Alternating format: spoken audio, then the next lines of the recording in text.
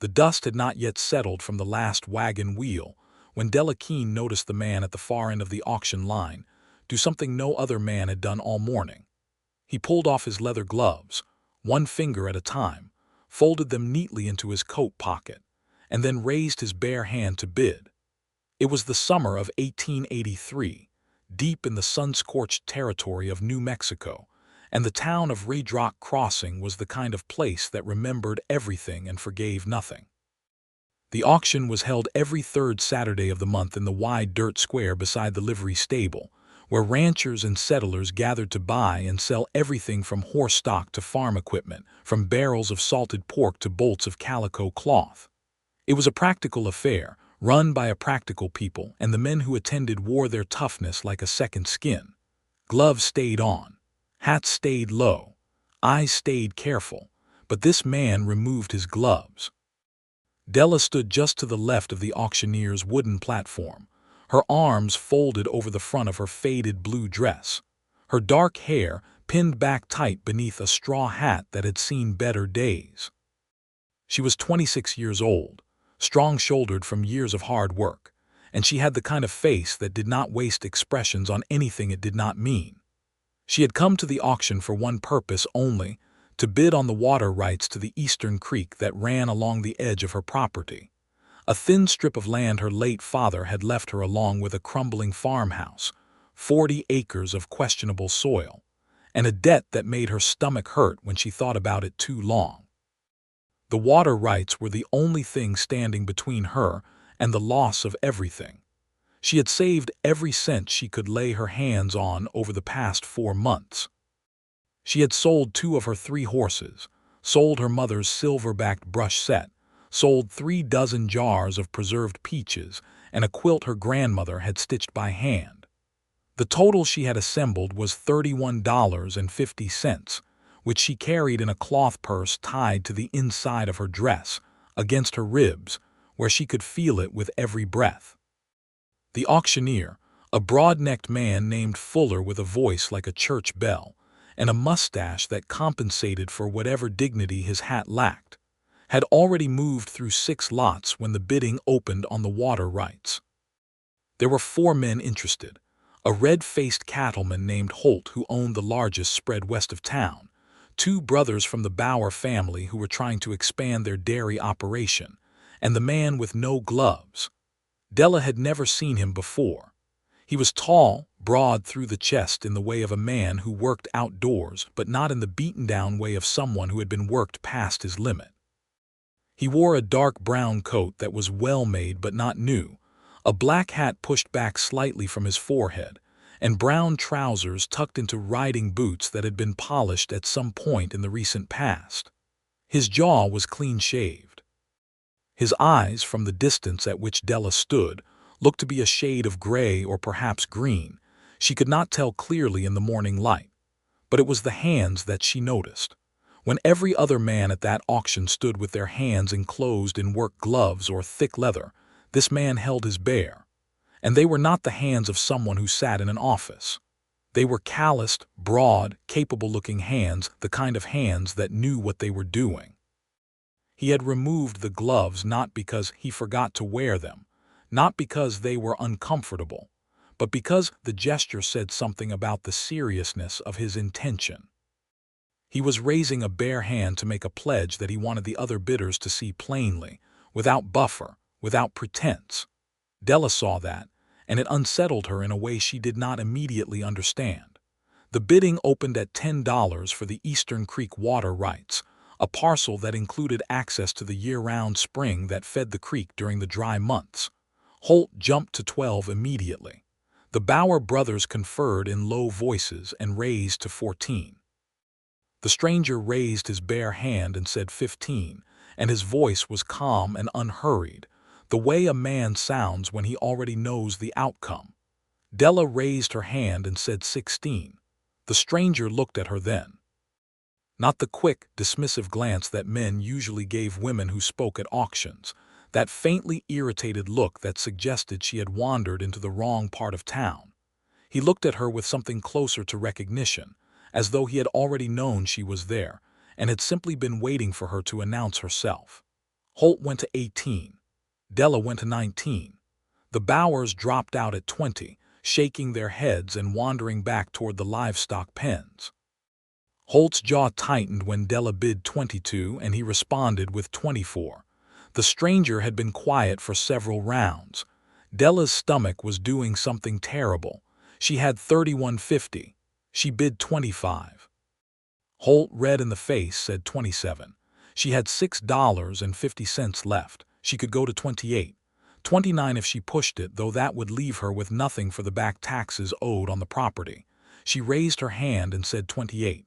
Holt looked at her the way a bull looks at a fence post it is about to knock over. He opened his mouth. The stranger raised his bare hand again. He said 30. Holt sputtered. He looked at the stranger with the kind of fury a man reserves for someone who has made him feel small in public. He stood there a moment, weighing the cost of his pride against the cost of the water rights, and then he jammed his hands into his coat pockets and walked away without a word. Fuller, the auctioneer, called it. The Eastern Creek water rights sold to the stranger for $30. Della stood very still. The cloth purse against her ribs felt heavier than it should have for something that had not changed weight. She had not won the bid. She had lost the water rights, and with them, she had likely lost the farm. The debt on the property required a profitable growing season, and without the Eastern Creek access, the soil would not support enough crop yield to cover what she owed. She turned and walked away from the auction platform with her chin level and her eyes dry, because she would not cry in the dirt square of Redrock Crossing in front of men who would remember it. She had made it perhaps 30 yards, past the edge of the livery fence and around the corner toward the main street, when she heard boots behind her on the hard ground and then a voice. "Miss Keene." She stopped. She did not turn around immediately, because she was still working to get her face under control. "Miss Keene," the voice said again, and this time there was something careful in it, something that did not push. She turned around.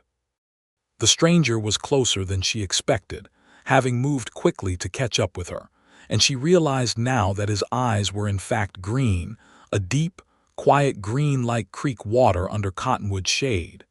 He was holding his hat in his hands, his gloves still folded in his coat pocket. He had to be somewhere around 30 years old, perhaps a few years more. There was an ease about him that was not laziness, more like the ease of someone who had decided a long time ago not to waste energy on things that did not matter. "How do you know my name?" she said. "I asked around before the auction," he said, "when I saw your name on the bid registry for the water rights." "You came here specifically to bid on the Eastern Creek." "I came here specifically to find you," he said, and then immediately added, which I understand sounds a great deal stranger than I intended it to. Della looked at him for a long, careful moment. "Who are you?" "Charles Garrett," he said, and he extended one of those bare, calloused hands toward her, not a gloved hand, bare just as it had been when he raised it at the auction. She shook it because refusing would have been a different kind of foolishness, and his grip was firm but not the kind of firm that was trying to demonstrate something. "You're going to have to do better than a name," she said. "Yes," he agreed, and the corner of his mouth moved in something that was not quite a smile but in the neighborhood of one. "I am. Would you be willing to sit somewhere while I explain?" Della considered this for approximately 3 seconds, which was about as long as she could afford to be cautious, given that the man now owned the water rights to her only viable chance at keeping the farm. She said, "There's a bench outside the dry goods store." They walked side by side in the direction of the dry goods store, and Della noticed that he matched her pace without making it obvious he was doing so, which was something most men in her experience did not think to do.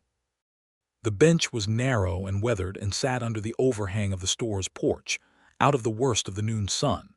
They sat at what Della judged to be the appropriate distance from one another, close enough to speak without shouting, far enough to make it clear this was a conversation and not something else.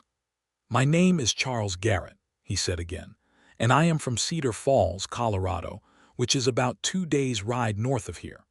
I arrived in Redrock Crossing 4 days ago.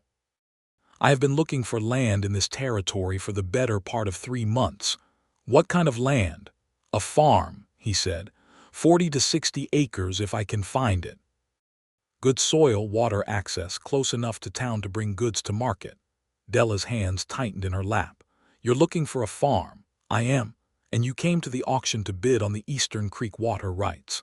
"I did, but not for myself." He paused, and she could see him choosing his words the way a man reaches for a tool he wants to use precisely.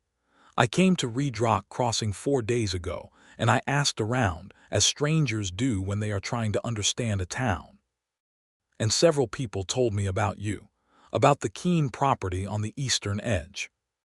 They told me that your father passed 2 winters ago, that the farm has been struggling, and that the water rights to the Eastern Creek were going up for auction this Saturday, and that you were expected to bid." Della said nothing. She was listening. "They also told me," Charles continued, "that Holt has been trying to absorb the Keene property into his spread for 2 years, that he has been buying up water rights and driving smaller operations out because he can outbid everyone in the county, and that if he got the Eastern Creek, your farm would not survive the season." "All of that is true," Della said evenly. "It's also none of your business." "You're right," he said without any argument. "It isn't, but I have a proposition, Miss Keene, and I want you to hear it before you tell me it's none of my business, because it might become your business." She looked at him. He looked at her. Neither of them looked away, and the noon sun came down on the porch boards and turned the dust in the air to gold. "Go on," she said. "The Eastern Creek water rights I just purchased, I want to transfer them to you. Attached to a straightforward arrangement, which I will explain fully, and you can refuse without any difficulty on my part." He folded his hands between his knees. "I am looking for a working farm to lease and eventually purchase. I have the funds to cover lease payments and labor costs, but I do not have land. You have land, but you do not have the capital to sustain it through a bad season. I am proposing that I lease the Keene property from you, with you retaining full ownership, at a fair price that covers your debt and operating costs. I work the land alongside any hands you have. At the end of 2 years, if the arrangement suits both of us, we negotiate a full partnership in ownership. If it does not suit either of us at any point, you may terminate the lease, and I will transfer the water rights to you regardless." Della sat with this for a long moment. The dry goods store behind them had a bell above its door that rang when someone entered, and it rang twice while she was thinking. "You are a stranger," she said. "Yes. I have no reason to trust your word." "Also yes," he said, "which is why I am willing to put every bit of this in writing with the county clerk as witness before either of us does anything." "What's in this for you?" she asked, because that was always the question, and she had learned to ask it early. "A fair wage and a foothold in good land," he said. "I have been working other men's ranches for 8 years, Miss Keene. I know how to farm. I know how to manage livestock and water and soil. I am 31 years old, and I would like to stop working other people's land and start working my own, or something that could eventually be my own." "You'd be working my land," she said, "not your own." "For 2 years," he said, "with an option. It's not nothing."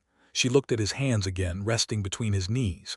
There were old scars on 2 of the knuckles, the kind that come from years of work, not from fights. "I will think about it," she said. "That's all I'm asking," he said. She stood, and he stood with her, and she noticed again that he moved without any of the performance that men often added when they wanted to impress someone. He was simply a man standing up from a bench. "Where are you staying?" she asked. "The Crossing Hotel, room 4. "I will send word by tomorrow morning," she said.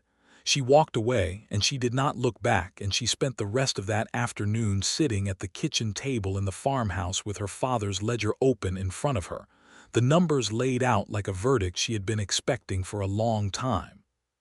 She stayed there as the light moved across the floorboards, and the heat settled into the walls, and the evening came on quiet and purple around the windows. By nightfall she had made her decision. But she made it slowly, because she was not a woman who made decisions about her land without turning them over completely first. The next morning she sent word with young Billy Prout, the 12-year-old son of her nearest neighbor, who earned coins running messages around town. The note said simply, "I will meet you at the county clerk's office at 10 o'clock this morning if you are still interested in the arrangement. D. Keene." She arrived at the county clerk's office at 5 minutes before 10. Charles Garrett was already there, standing outside the door with his hat in his hand and his coat brushed clean of the previous day's dust. He had the look of a man who had arrived early, but was trying not to make it obvious.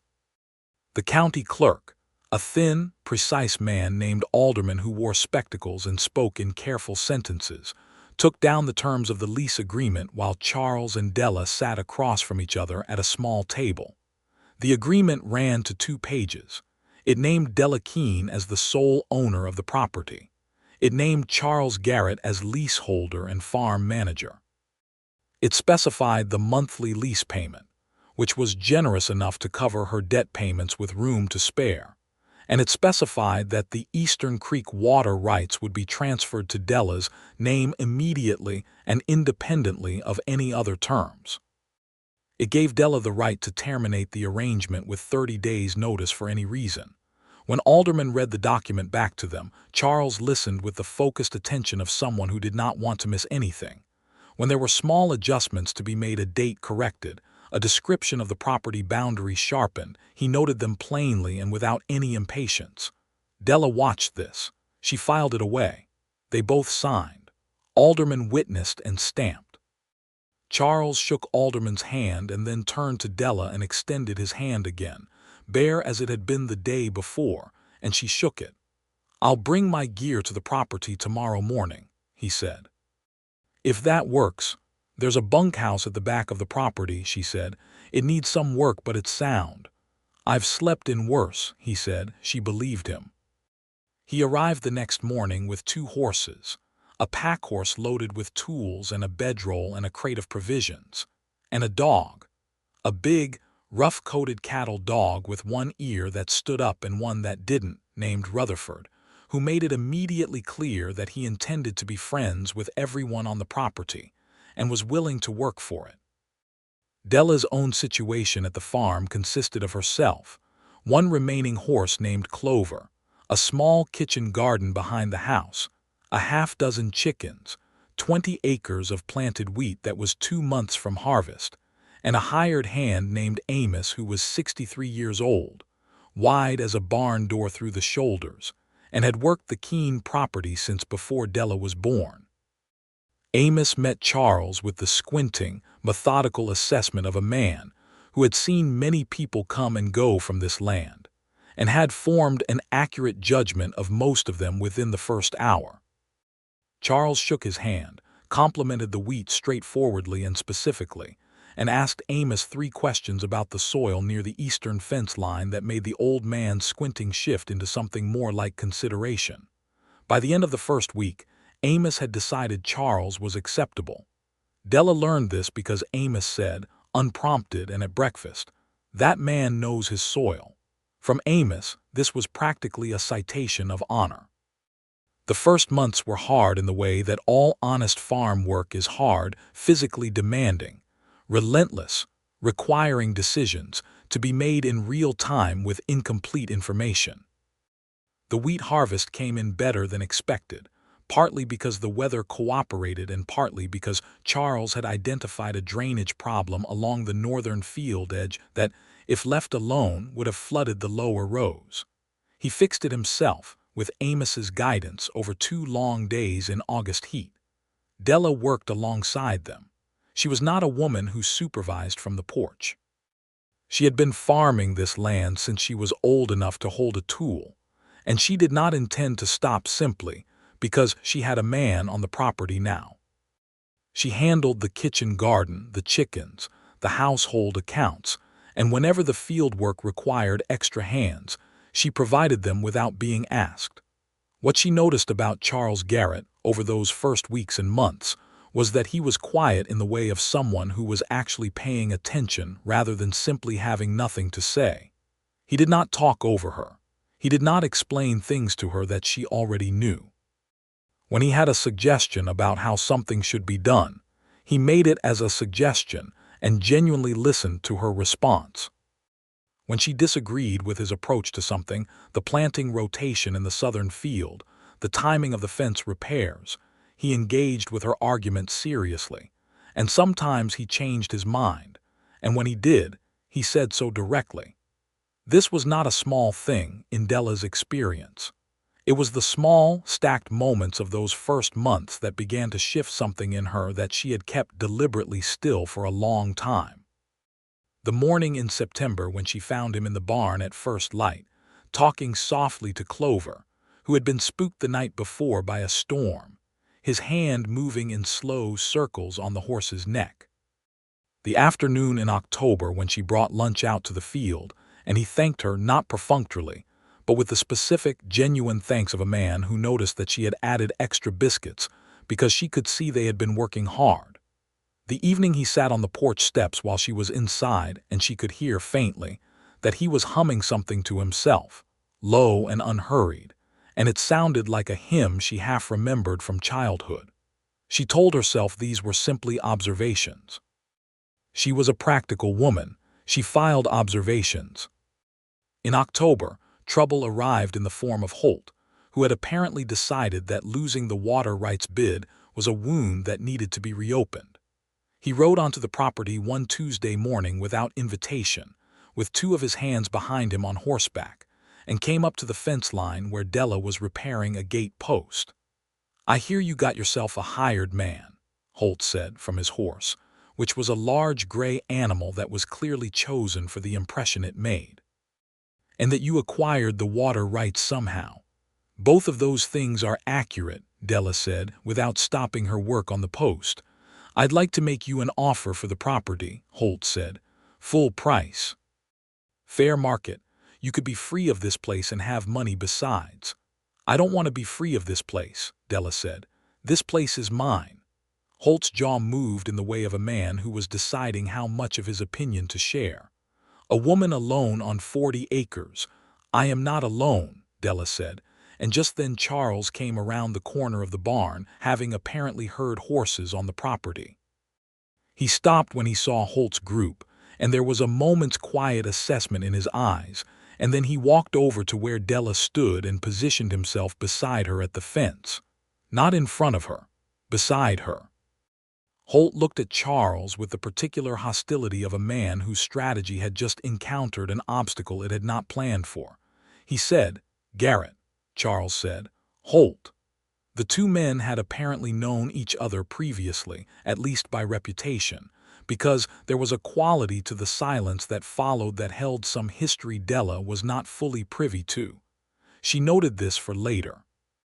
Holt said a few more things about fair offers and sensible decisions, and then he rode away with his two hands behind him, and the whole encounter left a residue of unease in the morning air.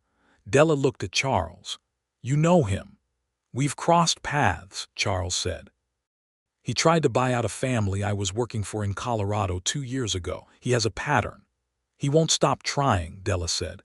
"No," Charles said. "He won't, but he also can't do much without a legal angle, and there isn't one for him to find here." He looked at the fence post she had been working on.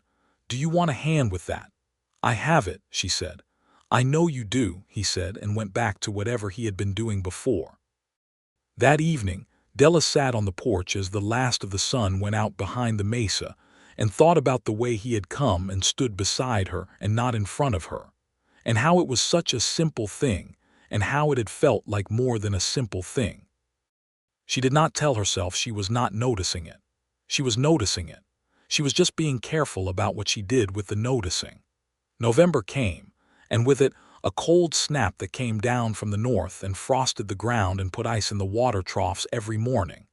Charles had spent the previous 2 weeks winterizing the barn and reinforcing the bunkhouse against the wind, and he had done it without being asked, because he looked at what needed doing and he did it. On a Saturday in early November, Della rode into town to pay the property debt installment at the bank, which was something she had not been able to do in 6 months before the lease arrangement. She wore her good coat and her better hat, and she walked into the First Territorial Bank of Redrock Crossing and made the payment and watched the banker, Mr. Crowell, write it into the ledger. and she felt the specific satisfaction of a number going down that had previously only gone up. On her way back through town, she stopped at the dry goods store for flour and lamp oil, and there she encountered Mabel Perkins, who ran the millinery shop 2 doors down and who was the town's most accomplished disseminator of information about other people. Mabel asked, in the bright and interested way of someone who was definitely going to tell everyone she spoke to later, how the arrangement with the Garrett man was working out. Della said it was working well. Mabel said she was glad to hear it, and that he seemed like a decent sort, and that several people had remarked on the fact that he was quite a handsome man. She said this last part with a precision that made it clear it was meant to produce a reaction. Della said she hadn't noticed, and Mabel laughed and said, "Oh, of course not," in a voice that meant the exact opposite. Della took her flour and her lamp oil and rode home, and she allowed herself, once she was clear of town and alone on the road, to admit that she had in fact noticed. She had noticed for quite some time. She was just a careful woman about what she did with what she noticed. The first real conversation between them, the kind that goes past the business of the farm and into the territory of actual people, happened in November, on an evening when the temperature had dropped sharply, and the wind was making the windows of the farmhouse sound like they had opinions. Amos had gone to spend a week with his brother's family in Mesilla, and the farm was quiet in a way that magnified small sounds. Della had been working at the kitchen table on the accounts when she heard a knock at the back door, and opened it to find Charles standing in the cold with a lantern and a request to borrow a needle and thread for a tear in his coat that needed mending before the morning, when he expected to be working in the cold. She told him to come in rather than stand at the door, which was the only sensible thing to say. She found the needle and thread, and he sat at the kitchen table and mended the coat with the particular focused competence of a man who had been looking after himself for a long time. She watched him for a moment and then went back to her accounts. After a while he said, "Your father built this house." "He did," she said. "He and 2 neighbors in the spring of 1863. I was born in this house. My mother died in this house." She said it plainly because it was a plain fact. "I'm sorry about your mother," he said. "She died when I was 11. I've made my peace with it." She looked up from the ledger. "Your family." "My father was a farmer in Colorado," he said. "He died when I was 22, and my mother went back east to her sister's family after that. I have 2 brothers. Both of them chose different lives than farming." He pulled the thread through evenly. "It's always been the thing I was best at." Which sounds plain when you say it out loud. "It doesn't," Della said. "Knowing what you're best at is not a plain thing. A lot of people never figure it out." He looked at her then, and the lantern light was between them on the table, and she held his gaze for a moment before she went back to the ledger. "Do you ever think about leaving?" he asked. "Selling the property and going somewhere easier?" "No," she said, without hesitation. "Even with everything it costs you to keep it." "My father built this house," she said again. "He planted that wheat field. He dug the well by hand, 27 feet down, and when he hit water he called me out to see it, and he let me throw the first dipper down to bring water up. I was 7 years old." She was quiet for a moment. "This land has my family in it. You don't leave that." Charles said nothing for a few seconds. Then, "No, you don't." She looked at him. He was looking at the mending, but his expression had the quality of a man who is feeling something specific and is choosing whether to show it. "Where is it for you?" she asked. "That you don't leave." He was quiet long enough that she thought he might not answer. Then he said, "I haven't found it yet. But I think I know what it feels like when something is getting close to it." The wind made the windows speak again. Della went back to the ledger.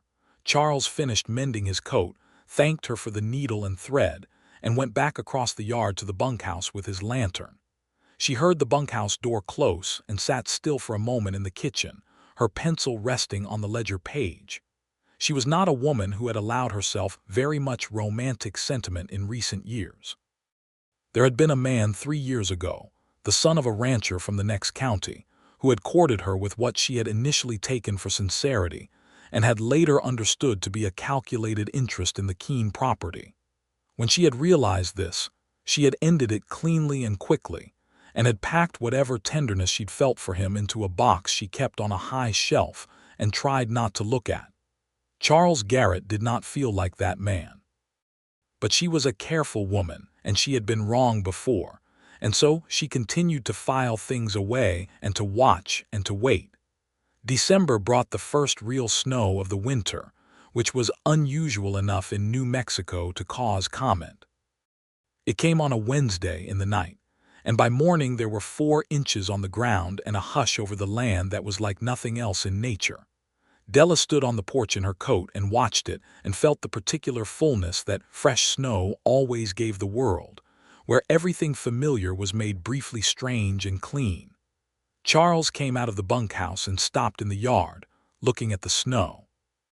Rutherford charged into it immediately, bounding through it with tremendous enthusiasm and zero dignity, and Charles laughed, a real laugh, low and genuine, the kind that comes without any performance behind it. Della felt something in her chest move sideways. They spent the morning doing the necessary winter chores, with an inch of snow on their boots and breath coming in white clouds.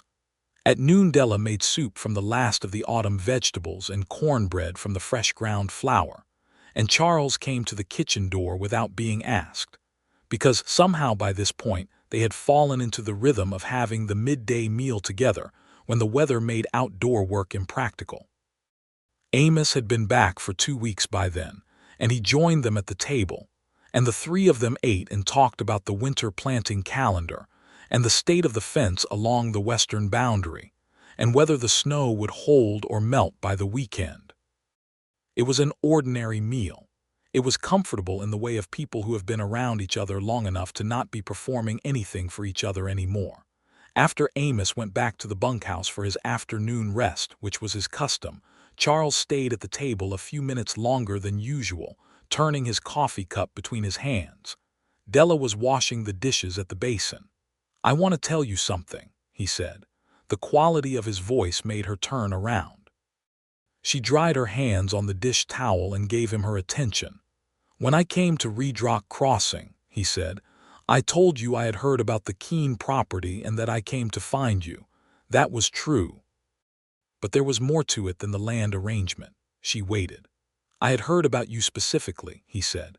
"Not just the farm. I was in town, a town north of here, called Salinas Wells, about a month before I came here, and I ran into an old man who had worked for your father 20 years ago. He told me about the farm and about the water rights situation and about you, what kind of woman you were, what kind of farmer, how you kept the place going after your father died. He looked at the coffee cup. He said you were the most capable and honest person he'd worked for, in a life that had seen a fair bit of work." Della was very still. "I came to Red Rock Crossing because I thought the lease arrangement made good sense for both of us," Charles said, "which it does. I also came because I wanted to know if the person that old man described was as real as she sounded." He looked up at her. "She is." "Charles," she said, "I'm not asking for anything," he said quickly. "The arrangement we have is the arrangement we have. I'm not changing the terms on you. I thought you should know why I really came." She looked at him for a long moment. The snow was still coming down outside the kitchen window, soft and indifferent, covering everything in its clean white silence. "That old man," she said. "What was his name?" "He said his name was Hobart," Charles said. "Hobart and his wife. They were living in a rooming house in Salinas Wells." Della felt the prick of tears behind her eyes, which she pressed back down. "Daniel Hobart. He worked for my father for 15 years. I didn't know where he had gone after he left." She looked down at the dish towel in her hands. "He was a good man." "Yes," Charles said, "he was." The silence between them now was different from all the previous silences, which had been comfortable and workmanlike. This one had something in it, some quality of acknowledgement, of things that had been unspoken for months finally taking shape in the air. "Thank you for telling me," Della said. "I should have told you sooner," he said. "I did not want you to think I had come here with designs that were not what they appeared." "I have thought about that," she admitted. "In the beginning. "I know," he said. "And now I don't," she said. He looked at her, and the quiet green of his eyes had something in it that she was no longer going to pretend she did not see. She put the dish towel down on the counter. She sat back down at the table across from him. "I want to tell you something too," she said. He waited. "I have been watching you for 4 months," she said. "I watch everyone. It is a habit of someone who has had to be careful. And what I have seen, watching you, is a man who does what he says, who works for the right reasons, who treats other people, Amos, the people in town, me, as though their work and their sense matter." She pressed her hands flat on the table. "I want you to know that I see that." The look that crossed his face was not triumphant. It was something more like relief, the way a man looks when he has been carrying something heavy for a long time and has finally set it down. "Della," he said, and her name in his voice was quiet and careful and completely genuine. "I am not rushing anywhere," she said. "That is not who I am." "I know," he said. "I'm not rushing anywhere either."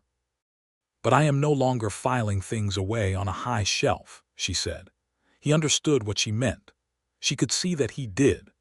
They sat at the kitchen table a while longer, talking about nothing in particular, the winter, the planting plans, a book she had been reading, and the conversation had an ease to it that it had not quite had before, a warmth that had been there under the surface for a long time and had simply, quietly, been given permission to be visible.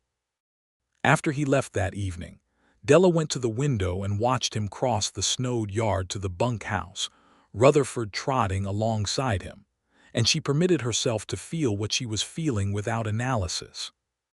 It was a warm, settled, very specific feeling, and it was absolutely real. The winter passed the way winters do on a farm with work, and cold, and the particular patience required when the land is resting and you are simply maintaining. Charles and Della fell into a rhythm that was not just practical. Sunday evenings they ate supper together at the farmhouse table and talked for hours afterward, about everything and nothing, about the books she kept on the shelf by the fireplace, which he read and returned and had genuine things to say about his years working ranches in Colorado and Wyoming, and the things he had learned and the mistakes he had made, about her father and what he had built, and her mother and what she had left, about what they each imagined for the future of the farm, and how those imaginings kept resembling each other. In January he kissed her for the first time, and it was not dramatic or unexpected. It happened on a Sunday evening when they were standing at the door at the end of supper, and he had put on his coat and was about to go back across the yard, and she had said good night, and he had turned back and said her name, and she had looked at him, and he had kissed her once, briefly, warmly, with his hand on her jaw, and then stepped back and looked at her with a question in his eyes. "Good night, Charles," she said, and she was smiling. "Good night, Della," he said, and he was too. Spring came, and with it the planting season, and the farm came alive in the particular urgent way of spring planting when there is work to be done, and the window for doing it is narrow, and the whole year depends on getting it right. Charles and Amos and 2 day laborers from town planted the northern field with corn, and the southern with wheat, and the eastern strip with alfalfa for the cattle they planned to bring in over the summer. Della managed the planting calendar and the books and the kitchen garden and the spring cleaning of the farmhouse and the approximately 43 other things that demanded attention simultaneously. They were tired. They were often too busy to have long conversations. But in the evenings, when the day's work was done and the quiet came back over the land, there was still the porch. There was still the shared supper. There was still the particular comfort of being near each other, which had grown from something that needed tending into something that simply was. Charles had a way, when something was worrying her that she had not said yet, of sitting beside her in a silence that made saying it easier. She did not know how he did this. She had never been around anyone else who did it. She had always had to manage her worries by herself, and the experience of having someone beside whom she did not have to was something she was still, slowly, learning to accept. In March, Holt made another move. This time it was legal, or at least legalistic. He filed a complaint with the county clerk claiming that the lease arrangement on the Keene property violated a territorial ordinance about agricultural land management, an argument that Della suspected he knew was weak, but hoped would tie her up in enough bureaucratic trouble to force a sale. Charles went to see a lawyer in Mesilla, a day's ride, and returned with a clear opinion that Holt's complaint had no legal basis and could be dismissed with a brief response to the clerk. He wrote the response himself, had the lawyer review it, and filed it. The complaint was dismissed within 2 weeks. He had done this without making Della feel as though she needed rescuing. He had simply identified a problem, solved it, and told her what he had done and why. She had looked over the written response before he filed it, and they had discussed 2 points in it, and she had suggested a change in the language of one paragraph that he agreed was better. "You should have been a lawyer," he said, reading her suggested change. "I thought about it," she said seriously. "When I was young, my father said women couldn't be lawyers." Charles said nothing for a moment. Then, "That is wrong." "Yes," she said, "it is." They looked at each other with the shared acknowledgement of people who understood that many things were wrong, and that the wrongness did not require extensive comment, simply naming. April was warm and productive, and the alfalfa came up well along the eastern strip. In May, Charles bought 4 cattle, 2 cows, and 2 heifers at a livestock auction in Mesilla, which he attended with Della and Amos, and the 3 of them came back in the evening, with the cattle loaded in a rented wagon, Rutherford riding on the seat between Charles and Della with his mismatched ears and his expression of complete satisfaction. The livestock auction in Mesilla was where Della met Eleanor Voss, who ran a fabric and notions shop, and who was the first woman in the county to have done so under her own name rather than her husband's. Eleanor was 40 years old and direct in a way that Della respected immediately, and they talked for nearly an hour about the challenges of running a business in a territory that had not quite decided how it felt about women doing so. Eleanor looked at Charles, who was across the yard examining cattle with Amos, and said, "That your man?" "He works the farm with me," Della said carefully. Eleanor smiled. "I notice that's not a no," she said, and went back to her shop. On the ride home from Mesilla, in the long gold light of late afternoon, Della sat beside Charles on the wagon seat with Rutherford between them and the cattle lowing quietly in the back, and she thought about Eleanor Voss and what it would mean to run something entirely under your own name. Not your father's name, not a husband's name, but your own, and she thought about what it would mean for the Keene property going forward, and she thought about the man beside her, who had been beside her for 7 months now and had not once tried to diminish her or crowd her or take up more space than the space he was honestly occupying. "I have been thinking about the 2-year mark," she said. Charles looked at the road ahead. "Have you?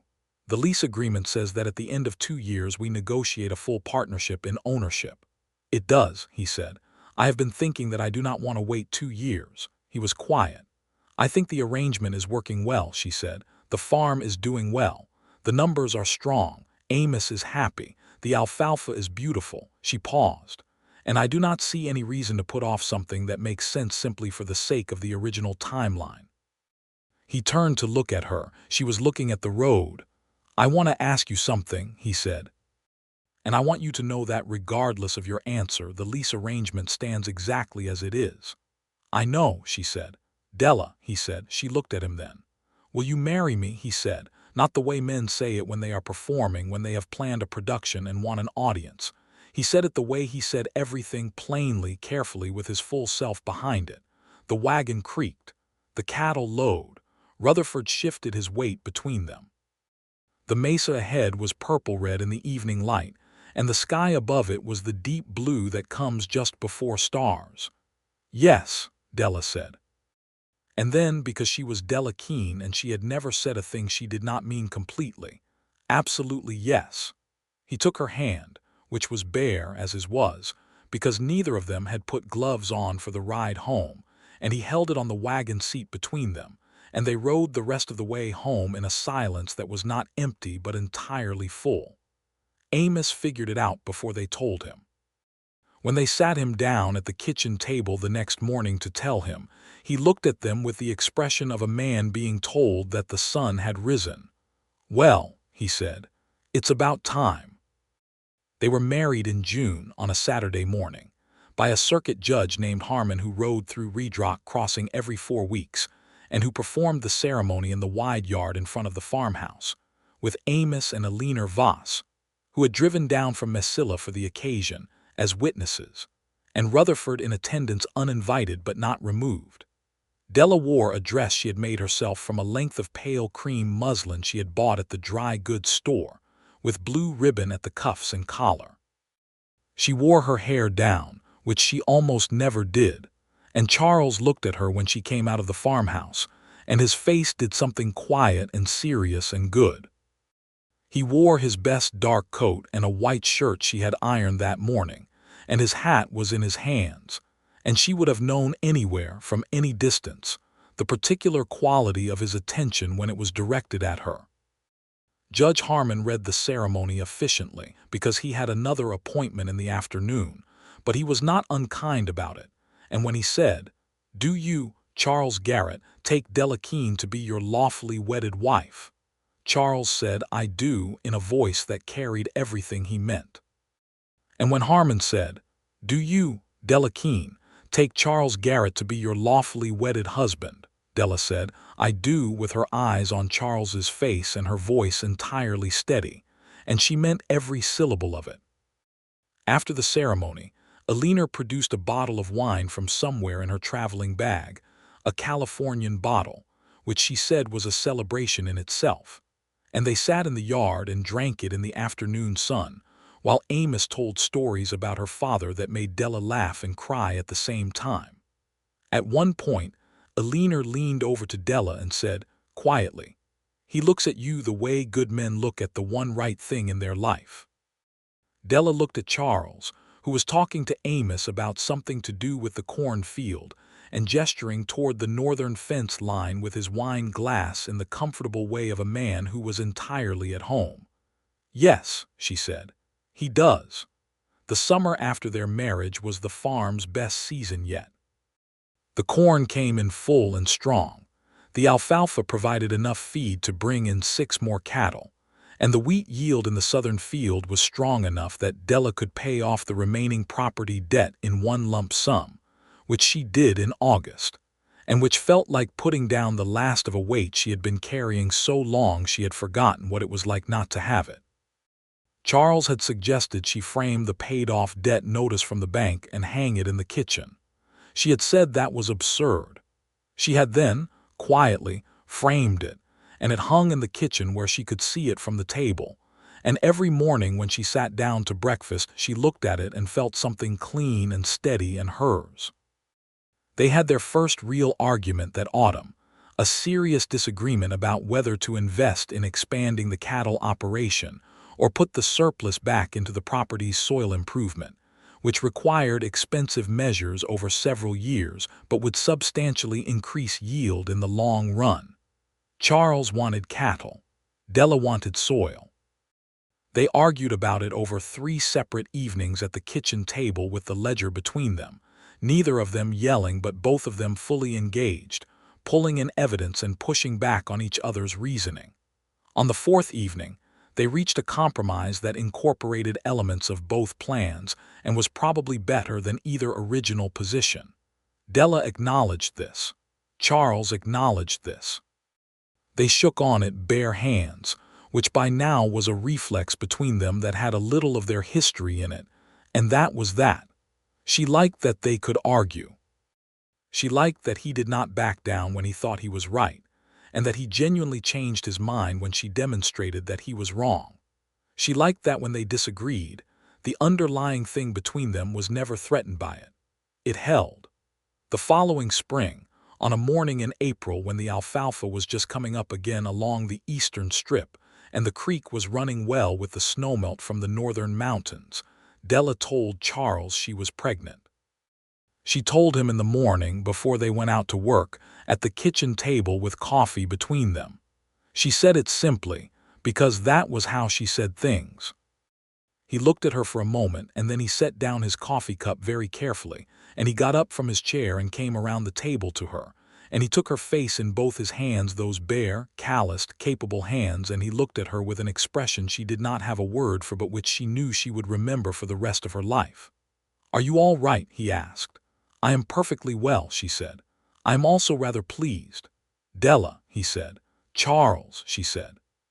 He kissed her forehead and then her cheek, and then sat back down and picked up his coffee and said, in a voice that was not entirely steady, "We'll need to fix the roof on the east side of the house before winter."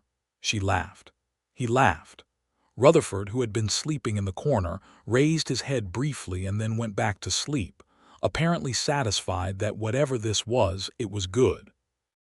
Amos, when they told him, put his hands on the table and looked at them both for a long moment and then said, with the particular dignity of a man who does not have many words for the large feelings, "Your father would have been glad of this, Della. I want you to know that." She could not speak for a moment. She reached across and put her hand over Amos's large, weathered one and pressed it once. "I know," she said.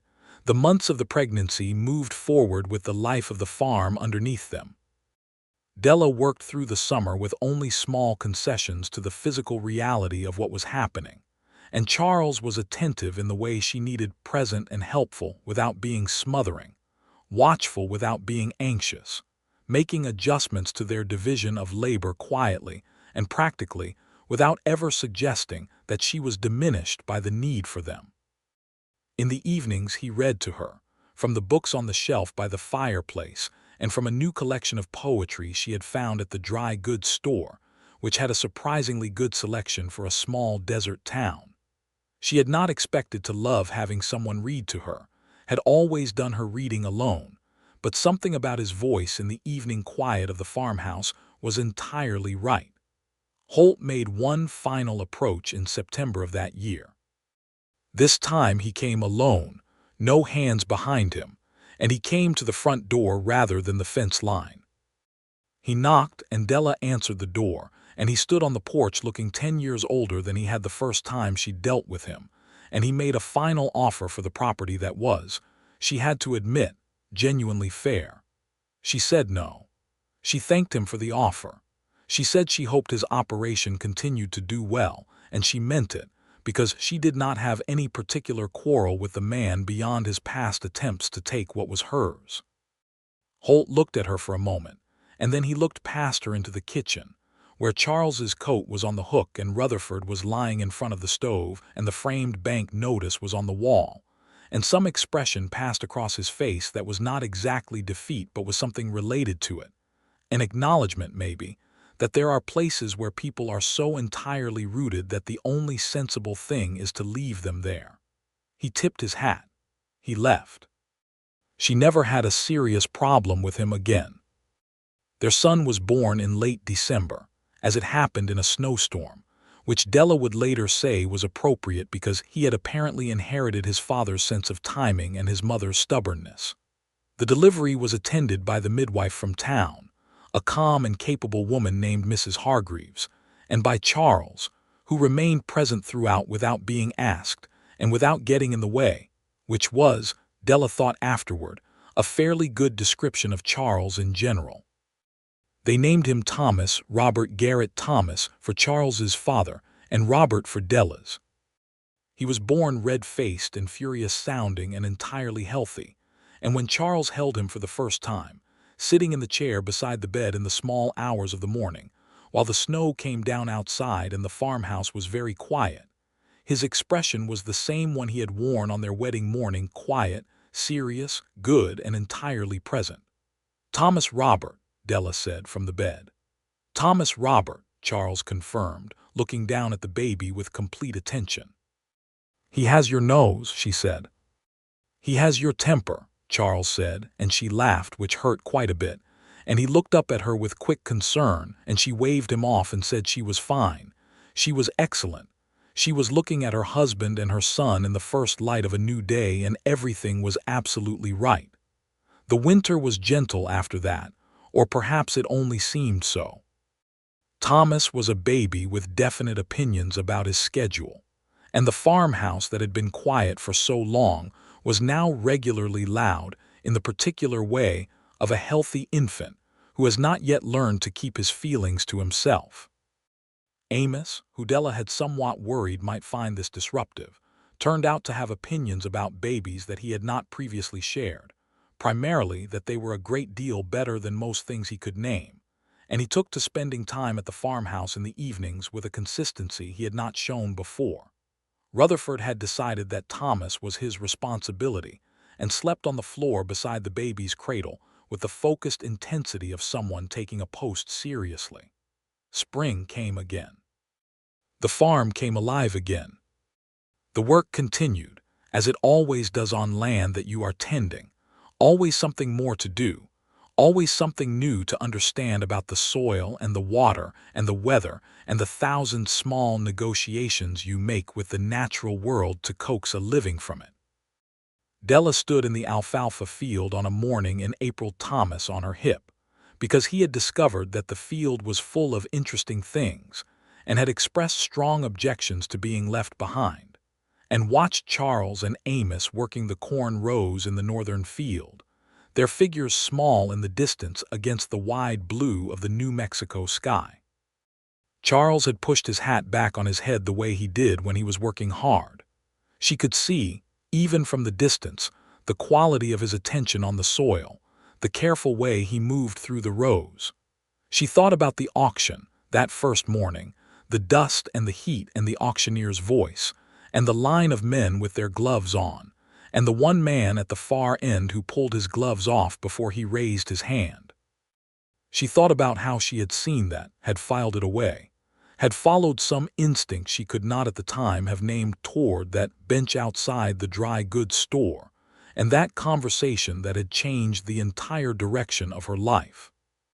Thomas grabbed a handful of her hair and pulled with impressive force for someone his age, and she said, "Easy," and detached his hand, and he looked at her with the wide, concentrated look that he had gotten entirely from his father. "That's your father's expression," she told him. Thomas made a sound that seemed to indicate he was reserving judgment. She walked across the alfalfa toward the fence line, toward the eastern creek which was running well this spring, clear and steady over the flat stones, exactly as it had run through every spring she could remember.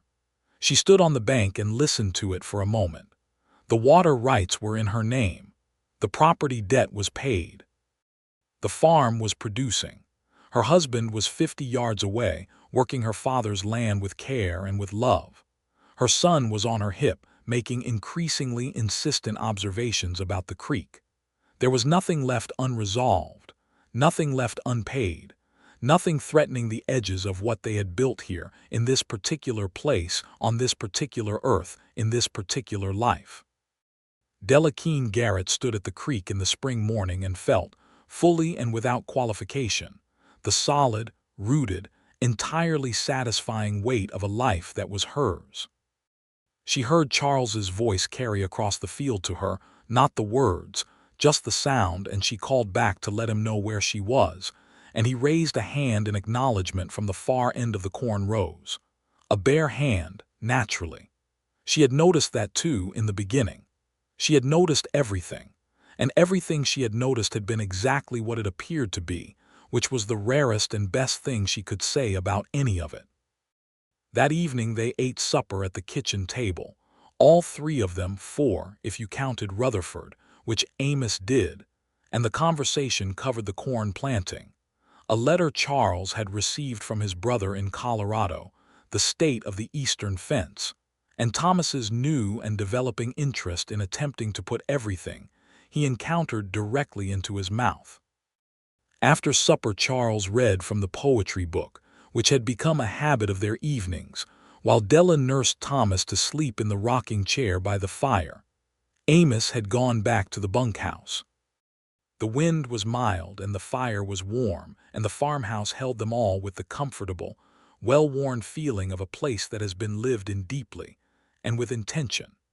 When Thomas was asleep and laid in the cradle, Rutherford resuming his post beside it with professional gravity, Della came to sit beside Charles on the small settee she had bought second-hand the previous autumn from a family in town who was moving north. He put the book down and put his arm around her, and she leaned her head against his shoulder with the ease of long familiarity. "I was thinking about the auction today," she said. He made a sound of inquiry. "The day we met," she said. "I was thinking about what made me follow you after you won the bid." "What did make you follow me?" he said, and there was something amused in his voice that also held genuine interest. "You took your gloves off," she said. He was quiet for a moment as though he was recalling it. "I did. Every other man there had their gloves on," she said. "They all raised their hands with their gloves on, and you pulled yours off, one finger at a time, folded them in your pocket and raised a bare hand." "It felt right," he said simply. "You should raise a bare hand to something you mean." She tilted her head to look up at him. "I know that now," she said. "I was figuring it out then." He looked down at her with those quiet green eyes, and the fire was warm behind them, and Thomas was asleep in his cradle, and outside the window the New Mexico night was full of stars. "I did mean it," he said. "I know," she said. "That's why I followed." He kissed her then, not the brief kiss of a greeting or the practical kiss of a busy day, but a slow, unhurried, entirely intentional kiss, the kind that took its time because it knew there was time. She felt the roughness of his jaw and the warmth of his hands and the complete, settled certainty of someone who knows exactly where he is. When they drew back, she rested her forehead against his. "Della," he said softly. "Charles," she said.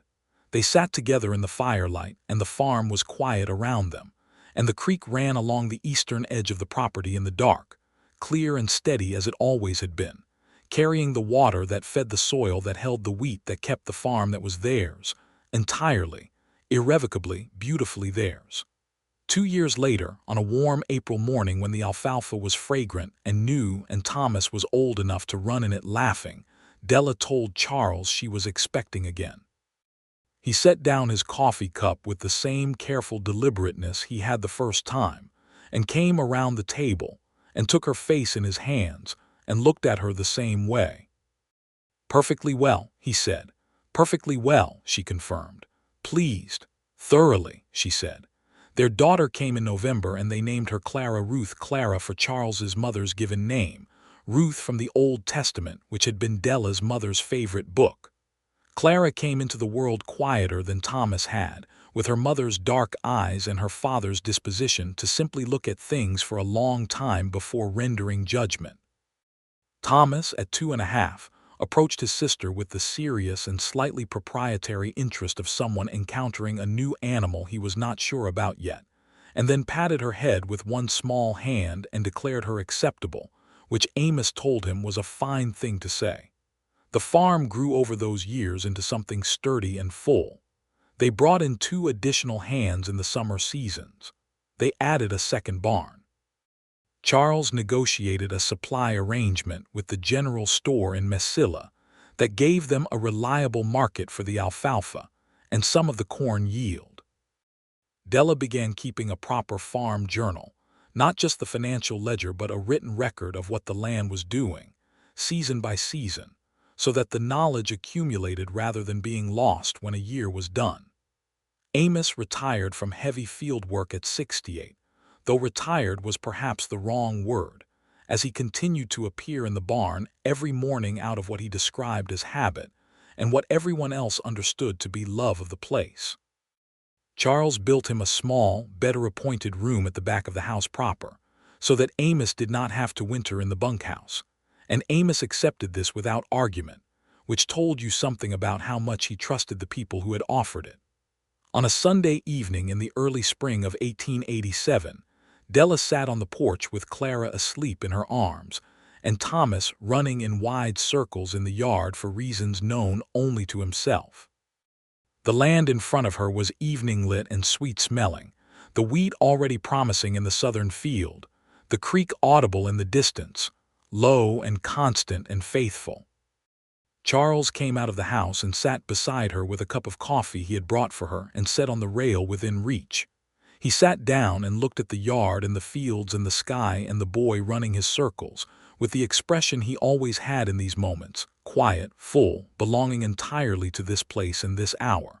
She thought about all of it, the auction in the dust and the heat, the bare hand raised, the bench outside the dry goods store, the ledger and the numbers and the careful construction of something sustainable from the ruins of something that had been falling apart. The small moments stacked into months and years, the needle and thread at the kitchen table, the morning with Clover in the barn, the Sunday suppers that became the furniture of their life together, the argument about cattle and soil that produced a better plan than either one of them had started with, the wedding in the yard with the wine and Amos's stories. The first morning she woke up and the farm was not just hers but theirs, which was not a loss of ownership but a multiplication of it. She thought about what her father had built here and how she had not left it, and about what she and Charles had built on top of what her father had made, and how Thomas and Clara would someday build on top of that, and how this was the whole of it. This was what a life was when it was built right. "What are you thinking?" Charles asked.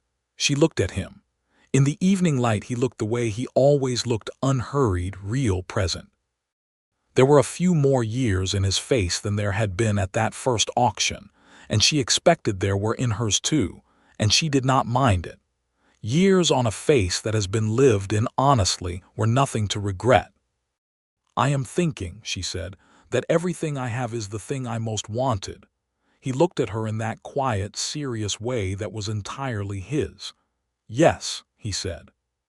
"So am I." Thomas completed another circuit of the yard and slid to a stop in front of the porch, breathing hard and apparently delighted with himself, and said something about having found a very good rock and wanting to show them, and Charles said, "Bring it here then," and the boy ran off to retrieve it, and Clara shifted in Della's arms and made a small, contented sound without waking.